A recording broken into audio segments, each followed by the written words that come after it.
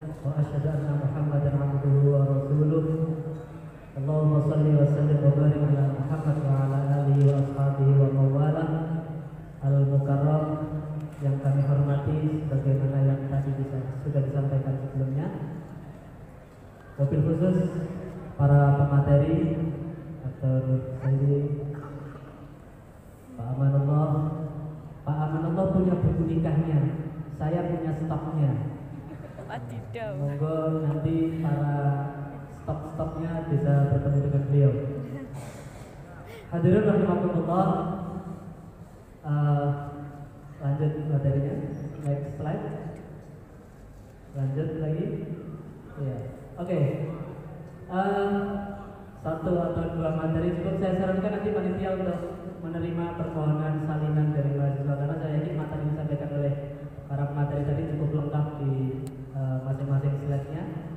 Catatan saya adalah yang pertama, ketika kita membahas seputar polemik antara hukum Islam dan hukum positif, yang pertama, polemik itu apa sih? Polemik itu ada salah seorang dewa Yunani, namanya dewa Polemos, bukan Polemos, namanya dewa Polemos. Itu orangnya penggaweannya tukaran, hobinya melakukan peperangan. Maka polemik itu bukan polemos, tetapi mirip dengan polemos, seperti perang. Seolah-olah hal ini menunjukkan bahwasannya hukum Islam seolah-olah berperang dengan hukum positif. Benarkah hukum Islam bertentangan dengan hukum positif? Benarkah ada ta'arud antara hukum Islam dengan hukum positif? Kita bahas nanti. Lanjut.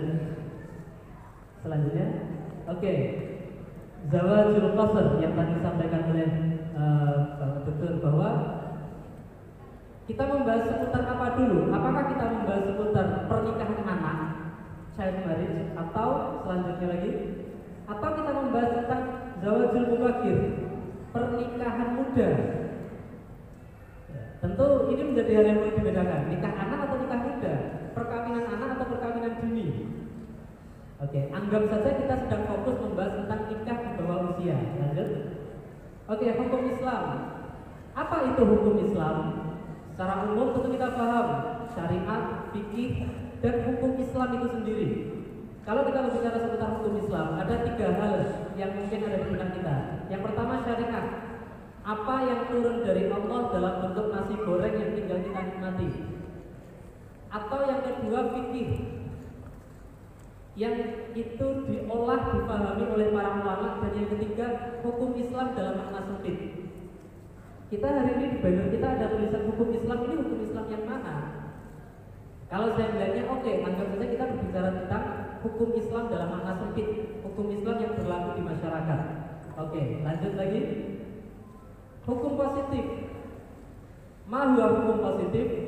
Hukum positif adalah ius constitutum, sesuatu hal yang sudah diputuskan, bukan ius constituendum, bukan sesuatu hal yang diinginkan.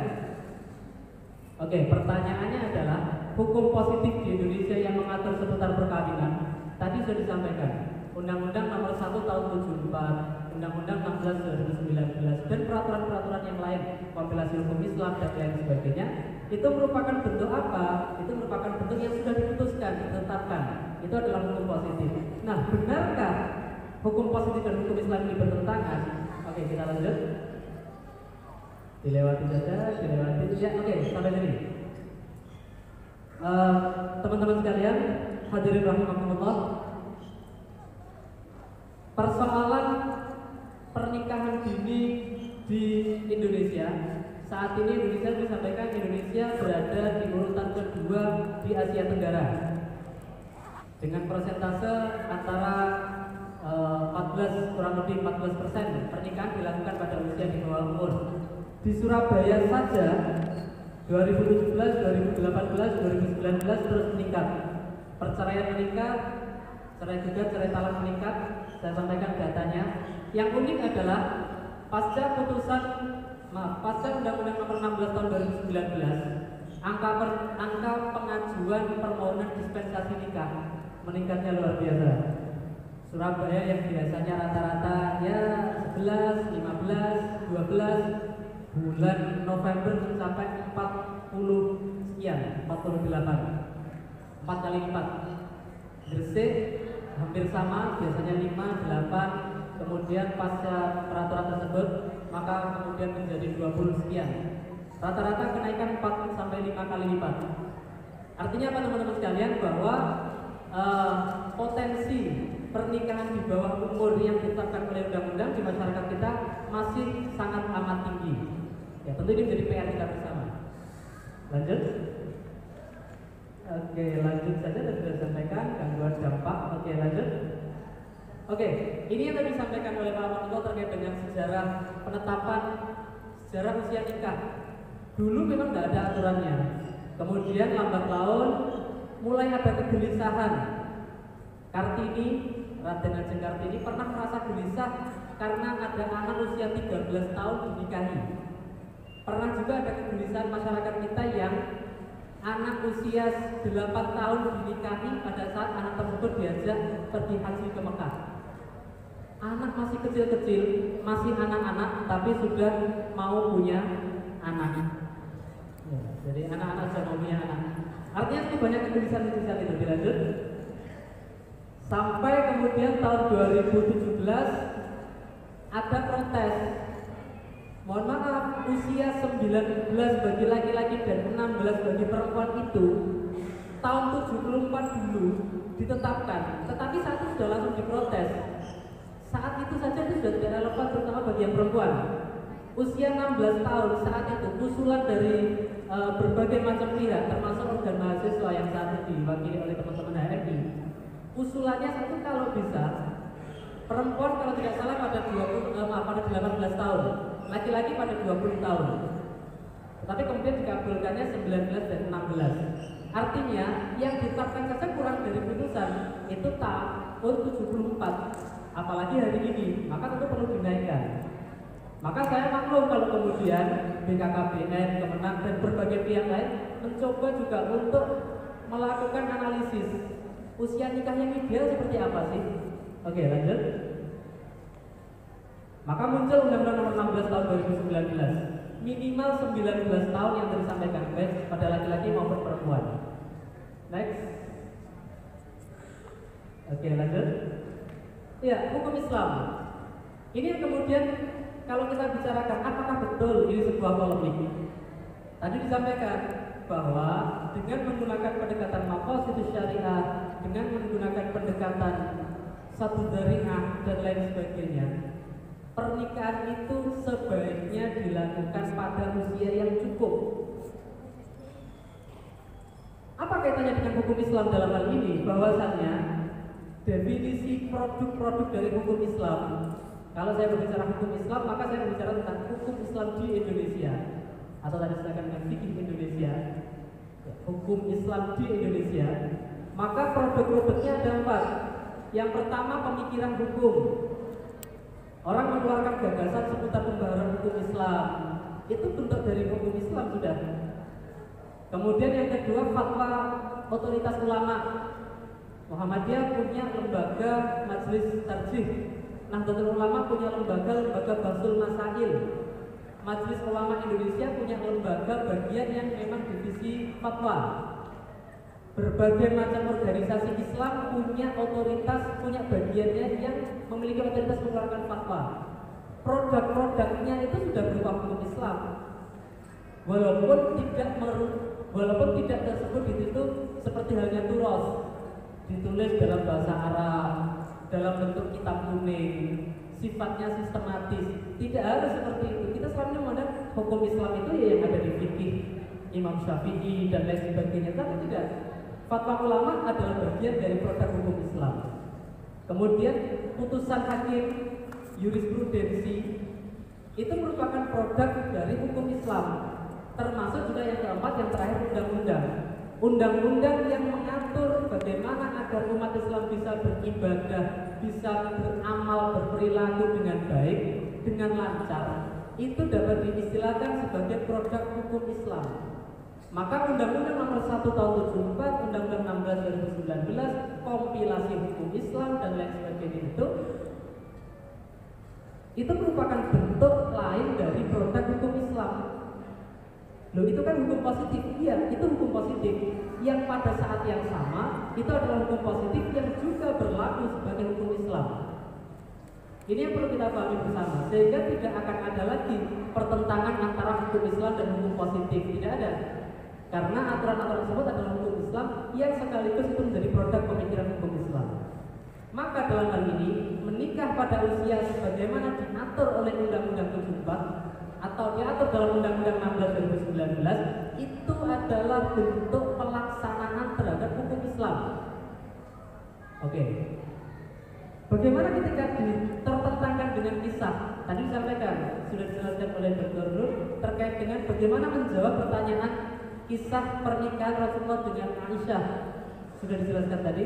Saya ingin jelaskan ayat lain. Lanjut yang sebelumnya, surah An-Nur ayat 32. Ini yang seringkali dijadikan sebagai salah satu alasan. Wa ankihul ayyama minkum wassolihina min ibadikum wa imaikum.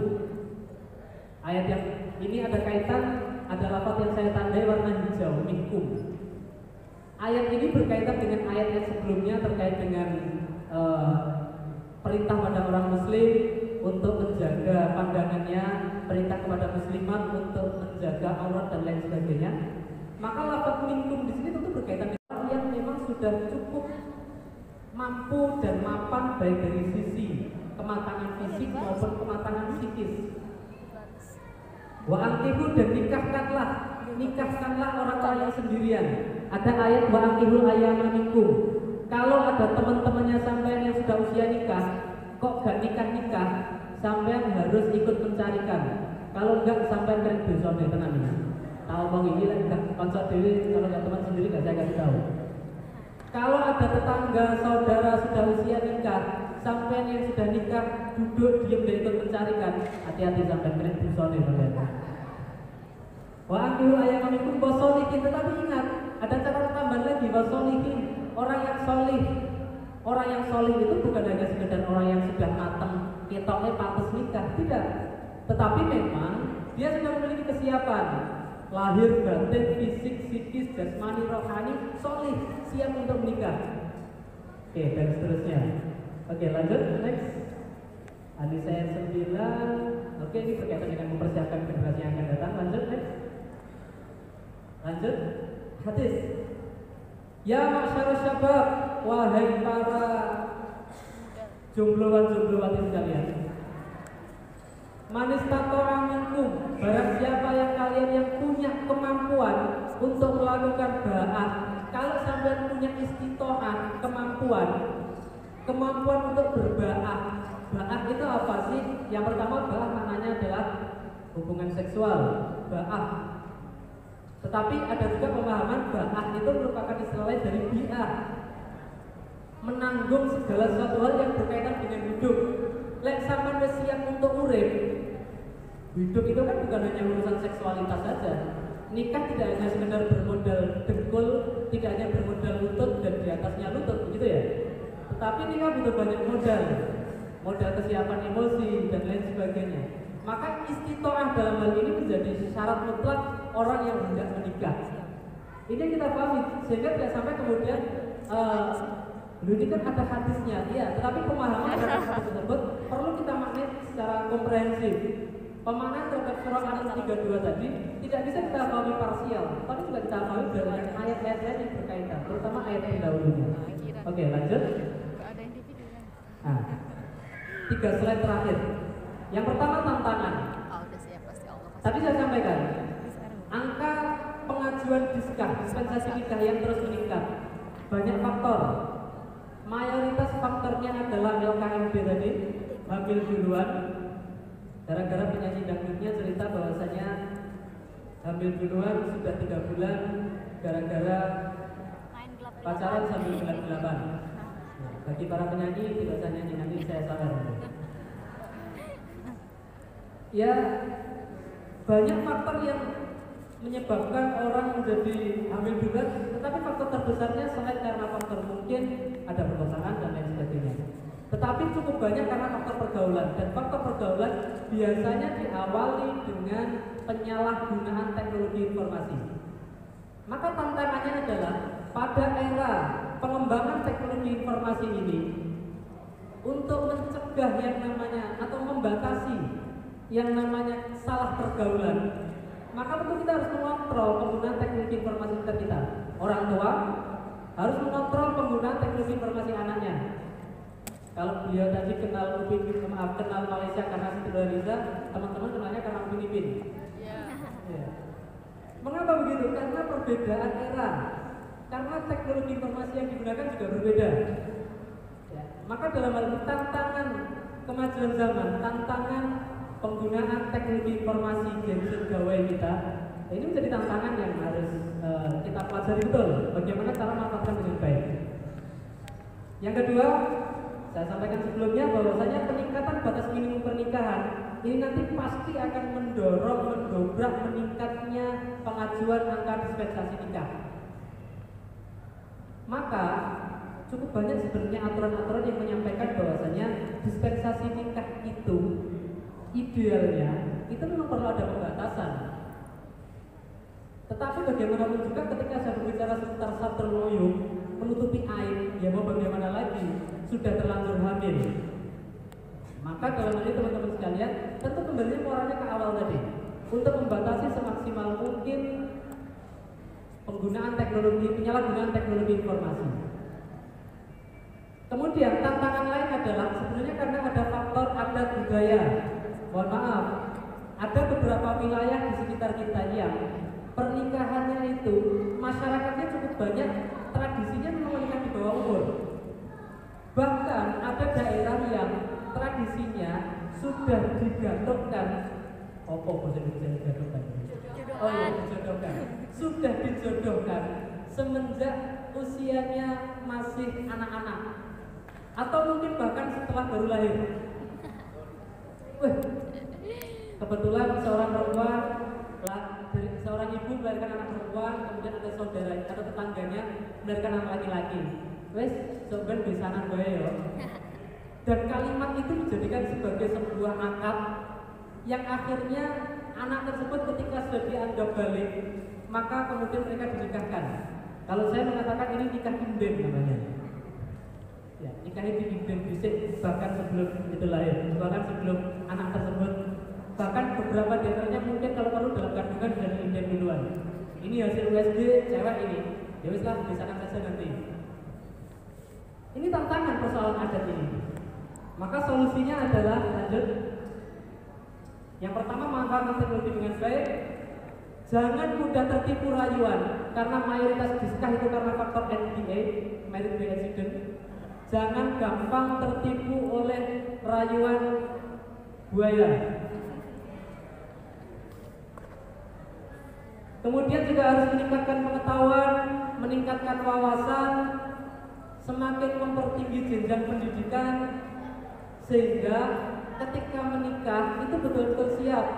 Jangan sampai tadi ceritakan anaknya nangis, ibunya melu nangis, akhirnya nangis bareng-bareng. Oke, sebelumnya mohon maaf kalau cukup banyak bahasa Jawa karena saya, walaupun saya orang Madura, tapi Madura saya Madiun Utara. Ya, jadi bukan Madura Pulau, tapi Madura Madiun Utara. Oke, terakhir rekomendasi tawaran next. Yang pertama, perlu untuk mengintegrasikan PKRS, pendidikan kesehatan reproduksi dan seksualitas, dan seksual. Masyarakat kita cukup banyak yang kadang salah paham ketika kita berbicara seputar pendidikan seksual, pendidikan seks, dianggap anak-anak diajari tentang hubungan seksual. Tidak, pendidikan seks tidak berbicara seputar itu, tapi pendidikan seks berbicara seputar apa yang harus dilakukan anak-anak terhadap lawan jenis. Nah, kami itu masih TK. Ketika TK, maka pendidikan seksnya berbicara apa yang boleh dipegang dan apa yang tidak boleh dipegang. Ketika SD, kapan harus berbaur dan kapan harus dipisah. Pendidikannya berjenjang. Tidak kemudian anak SD diajari tentang skema organ tubuh, tentu tidak. Maka kita jangan salah paham terkait dengan pendidikan kesehatan dan reproduksi ini. Tahapannya kemudian jadi panjang dan berjenjang. Semenjak dini baik itu terintegrasi pada kurikulum pendidikan maupun pada program-program kemasyarakatan. Yang kedua, perlu pelatihan khusus bagi pasangan yang hendak melakukan perkawinan. Saya tadi berdiskusi dengan Ustaz Amanullah berbicara seputar bimbing pranikah. Wali Kota Surabaya punya instruksi nomor 1 tahun 2017 tentang premarital check up. Kementerian Agama kalau tidak salah yang terbaru punya MOU dengan BNN berbicara seputar tes urin bagi pasangan yang hendak menikah.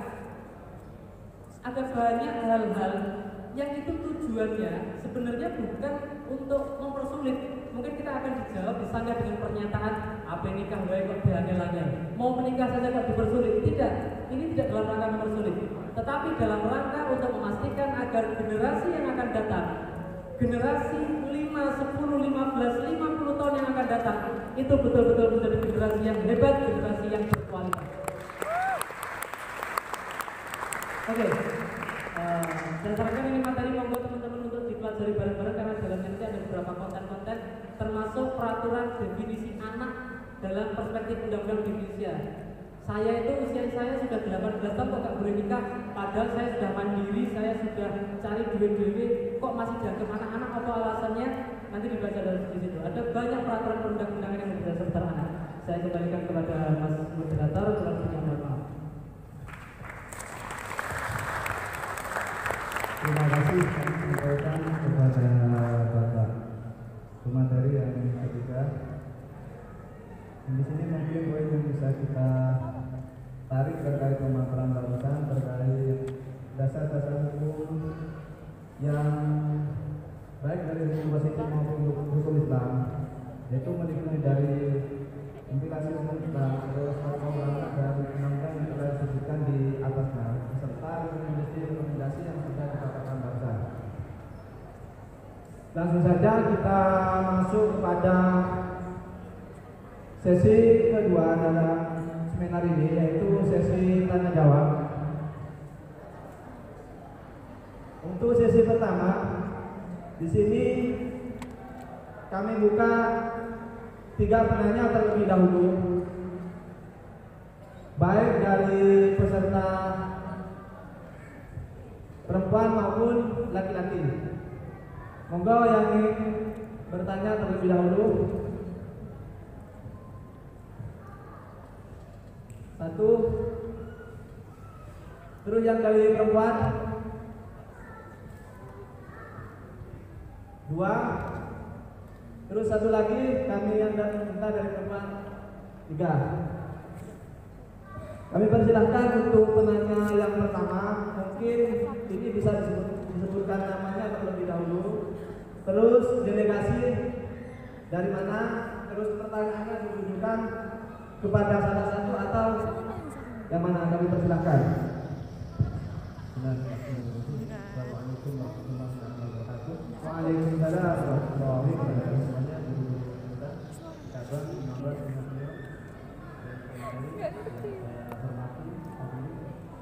terima kasih waktunya Bapak. Jadi Madura itu memang spesial.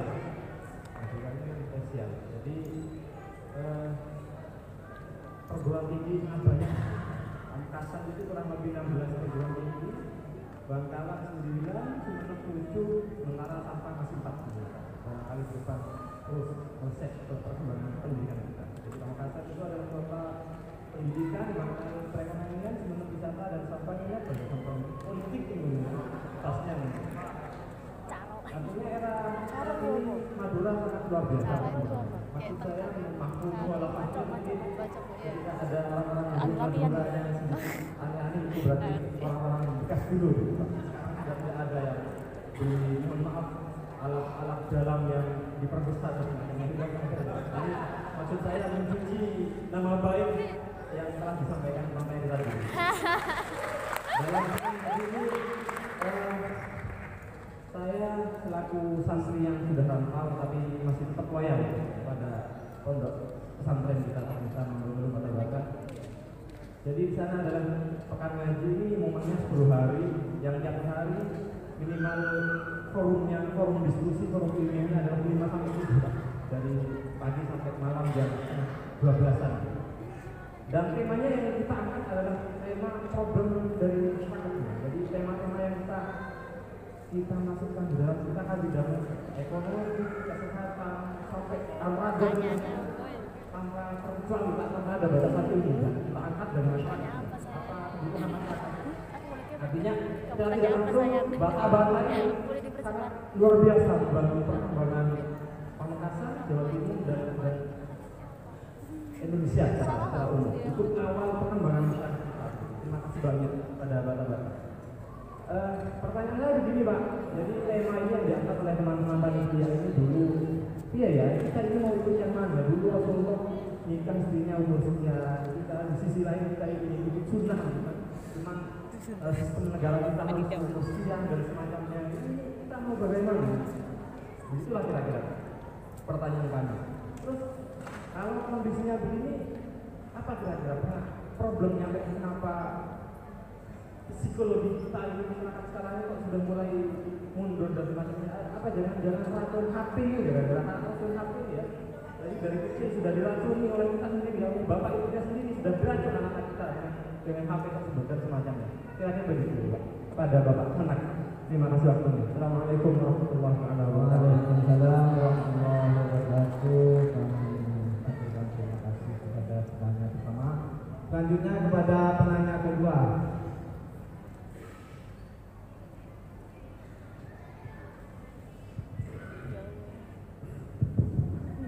Bismillahirrahmanirrahim. Langsung singkat, nama saya BDB, asli saya dari Pontianak, satu kesatuan pulau dengan Cikgu, Seri, berdekatan dengan Sarawak. Kalau boleh saya sedikit merevisi, karena di sebagian kubu sebelah sana agak-agak sudah loyo. Mungkin tak kirain judulnya lebih elok dan lebih asik, polemik, berpoligami ini dalam perspektif hukum Islam dan hukum positif, mungkin begitu. Kayaknya biar yang sepuh-sepuh ditambah itu agak-agak kurang menawan gitu. Mungkin gimana? Tapi nggak apa-apa lah. Pertanyaan saya Pak, saya urut dari Bapak Danu. Kalau semisal tema ini kita ambil polemik perzinahan ini dalam perspektif Islam, apakah pemateri di depan ini juga akan mengatakan seperti itu? Gembar-gembornya pernikahan harus naik, umurnya harus naik. Permasalahan di KUA, di Pamekasan mobil khusus itu banyak juga perceraian yang bukan karena pernikahan ini. Mohon maaf, salah satu mungkin UAS itu kurang apa? Kalau sudah ditakdirkan tidak jodoh, mereka akan tetap berpisah. Mohon maaf. Tapi jangan dianggap penting ya. Karena kebetulan saya pasca sarjana saya hukum keluarga Islam. Jadi memang saya berabri. Jadi dalam walaupun saya mindsetnya HKI, tapi saya tetap tidak setuju pernikahan dini itu seakan-akan menjadi momok bagi bangsa Indonesia. Mahfud MD saya kira orang tuanya dulu menikah di bawah umur kok, tapi beliau tetap bisa menjadi orang yang sukses.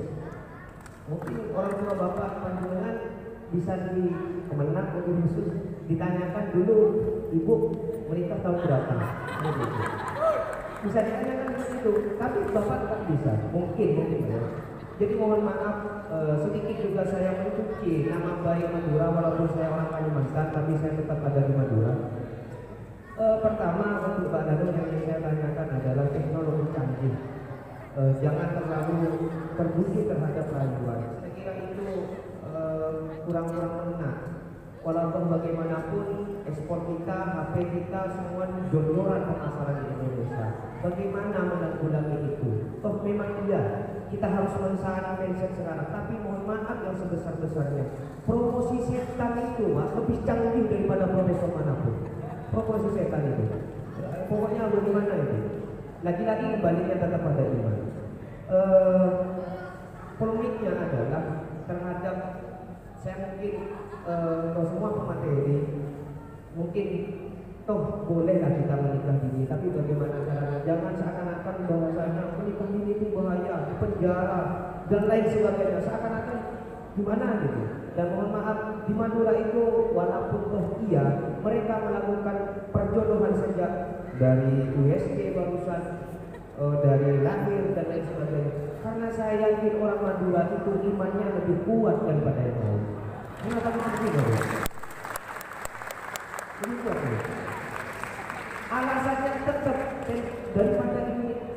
daripada ini, tetap itu. Terus bagaimana dengan hal itu? Yang kedua yang ingin saya tanyakan terhadap Bapak Aminullah, tenang itu, nanti ada juga saya yang tanya dengan Bapak Ibu. Tentang kenaikan usia di undang-undang, saya juga tidak terlalu paham walaupun sedikit anggota Pradi dengan moderator, insya Allah. Saya juga pernah mengatakan ini kepada dosen saya di UI yang menangani HAM perempuan tentang kenaikan dari 16 sampai 18 sampai naik dari entah cucu saya mungkin kalau saya punya cucu besok-besok harus menikah 30 tahun ke depan, mungkin naik terus naik gitu. Kayak Jokowi lah kira-kira menaikkan saham. Kalau kita bahas secara kedewasaan, undang-undang juga mengatur kedewasaan umur sekian-sekian gitu. Dan dewasa itu juga perkawinan. Toh kalau sampian atau ibu-ibu dan bapak-bapak pengen punya anak dan cepat dewasa, ya cepat nikahkan saja. Cepat punya KTP. Sebelum 17 sudah punya KTP karena sudah dianggap dewasa dengan cara alternatif. Kan seperti itu, Pak. Dan mohon maaf ke bapak kami dulu, seakan-akan ketika isbat nikah untuk mengeluarkan surat nikah di bawah umur, ketika semakin banyak, semakin naik, itu akan menjadi momok. Dan itu karena MBA.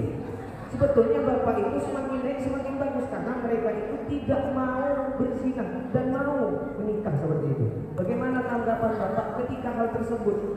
Orang mau menikah di bawah dini, PR bapak monggo menikah, nggak apa-apa walaupun di bawah umur, ini surat nikah seperti itu. Dipromosikan seperti itu, Pak.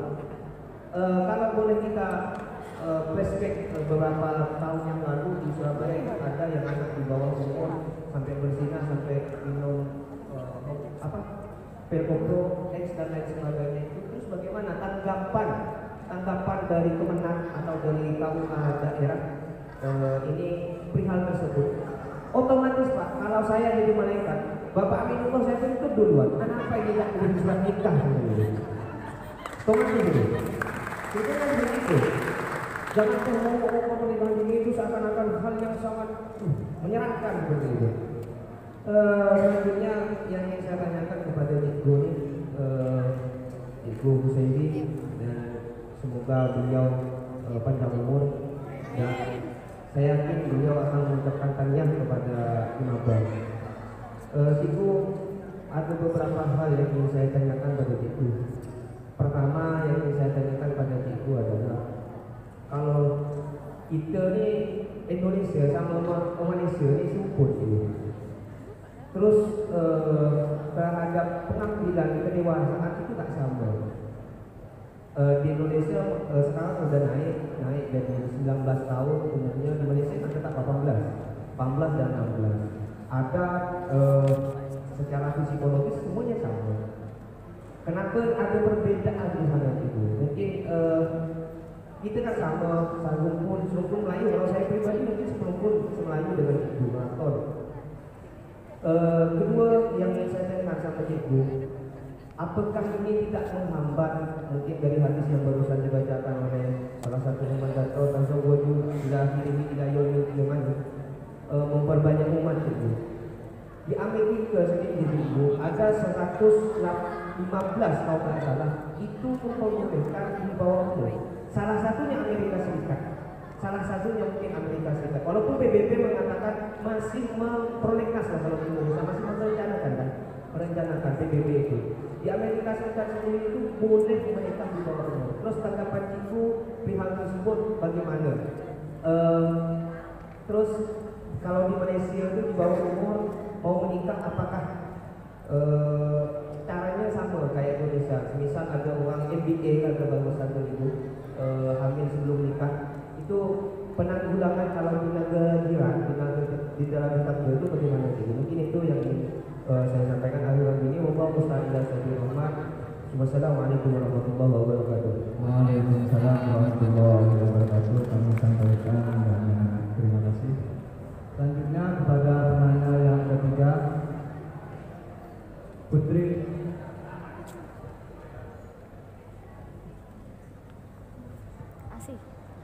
Sebelumnya, Assalamualaikum warahmatullahi wabarakatuh.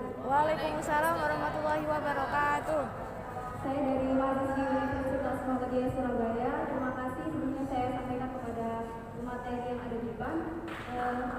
Saya ingin menanyakan mengenai yang disampaikan oleh Bapak materi kedua yang menyebutkan mengenai pernikahan siri. Nah, di dalam Undang-Undang mengenai perkawinan pasal 2 ayat 2 yang menyatakan yang ditegaskan bahwa sebuah pernikahan harus melakukan pencatatan yang sesuai peraturan dan perundang-undangan yang berlaku di Indonesia.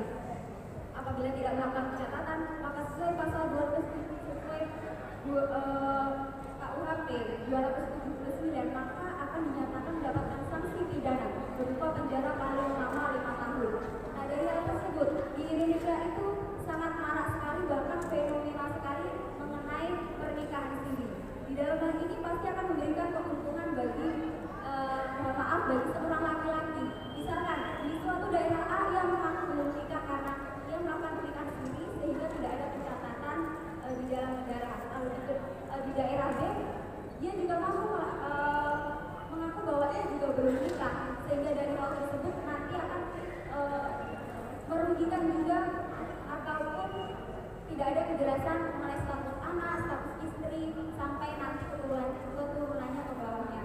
Nah, ini dari hal ini bagaimana penawaran solusi kepada Bapak pemateri yang ada di depan untuk mempertegas bagaimana supaya pencatatan ketertiban administrasi mengenai status pernikahan masyarakat Indonesia ini dapat ditegaskan agar tidak adanya yang dirugikan ataupun diuntungkan, maka semuanya harus adil. Mungkin dari saya cukup, apabila ada kurang lebihnya mohon maaf. Wassalamualaikum warahmatullahi wabarakatuh. Waalaikumsalam warahmatullahi wabarakatuh. Nama siapa? Tadi? Asih. Nama Asih.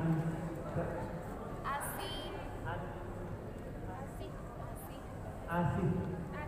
Pakai H. Asih. Bibirnya beda. Oke, di sini sudah ada 3 penanya. Bisa. Saudara Ahmad Junaidi, Kematian. delegasi dari IKBA. Di sini yang pertanyaan itu ditujukan kepada Menat. Coba itu aja, cek Fitri. Tanyakan kepada Menat bagaimana solusi menanggulangi kondisi di sekelilingnya terkait terjadinya hal pernikahan dini tersebut. Ini langsung dijawab terlebih dahulu atau bagaimana? Monggo.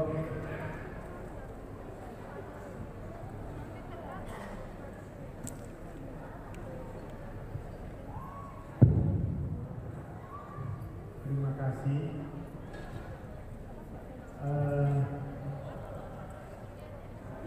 Ketika Rasulullah menikah dengan Sayyidatina Aisyah itu wakilah 9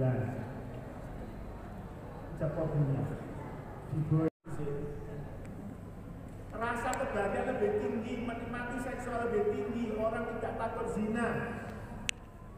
Nah ini kan diatur. Insya Allah di bata-bata nggak akan seperti itu. Pendidikan di Jawa Timur kalau ini bata-bata nggak ada orang baru di luar nikah.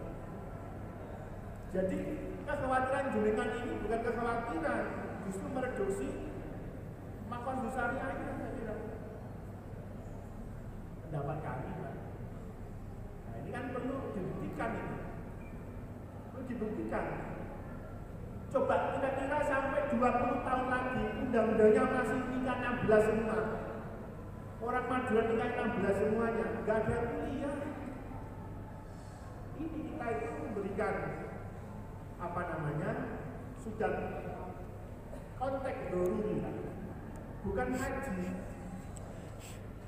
Usia, tes urin, tes narkoba ke depannya. Ini sudah kami surati, Pak. Kabupaten kota hanya sampel. Cuma problemnya ini masalah anggaran. Negara belum bisa, Pak.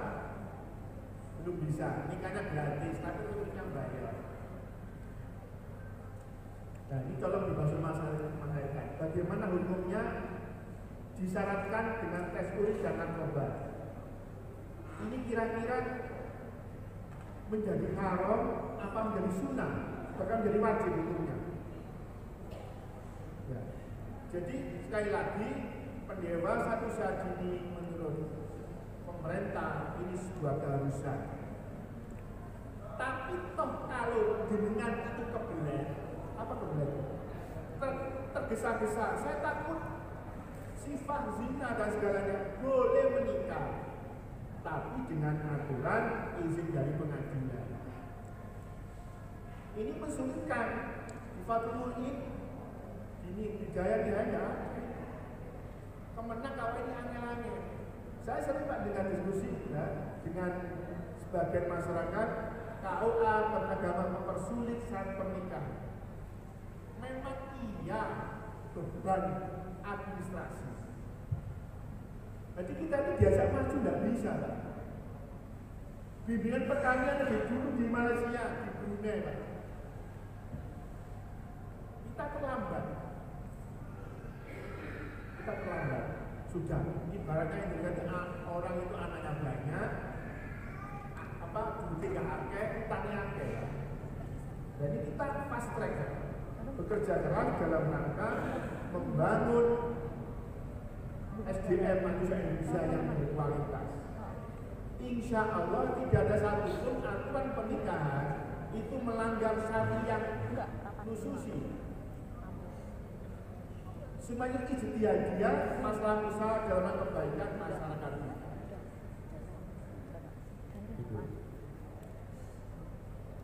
Kemudian dari banyak terakhir tadi masalah apa ini?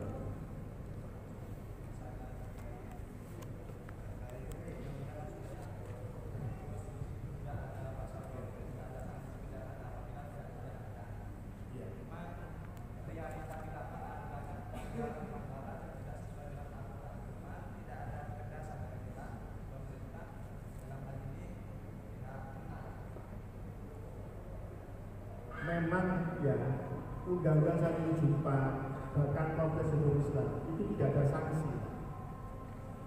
Mohon izin